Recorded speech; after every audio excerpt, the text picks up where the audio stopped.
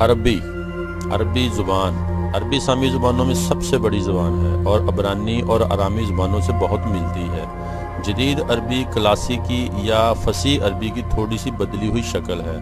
فصیح عربی قدیم زمانے سے ہی بہت ترقی یافتہ شکل میں تھی اور قرآن کی زبان ہونے کی وجہ سے زندہ ہے۔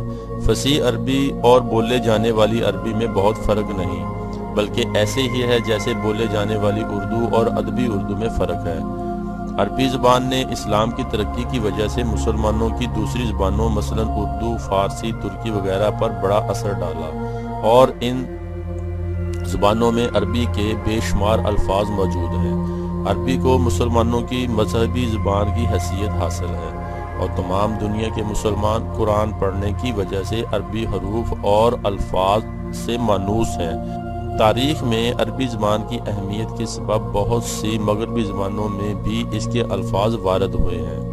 عربی کے کئی لہجے آج کل پائے جاتے ہیں، مثلا مصری، شامی، عراقی، حجازی وغیرہ، مگر تمام لہجے میں بولنے والے ایک دوسرے کی بات بخوبی سمجھ سکتے ہیں اور لہجے کے علاوہ فرق نسبتاً معمولی ہے۔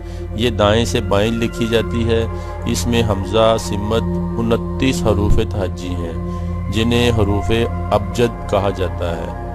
عربی درج ذیل ممالک میں سرکاری زبان کی حیثیت بھی رکھتی ہے، جن میں الجیریا، بحرین، اتحاد القمری، چاڈ،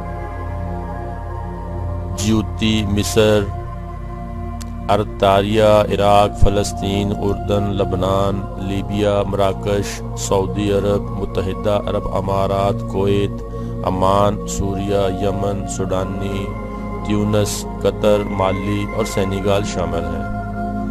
عربی کچھ ایک ممالک میں قومی زبان کے طور پر بھی اپنائی ہوئی ہے۔ یہ تھی عربی زبان کے متعلق تاریخ۔ دوستو، آپ کو ہماری ویڈیو پسند آئے تو سبسکرائب کریں، لائک کریں، شیئر کریں تاکہ آپ کو نئی اور اچھی معلوماتی ویڈیو ملتی رہیں۔ شکریہ۔ خدا حافظ۔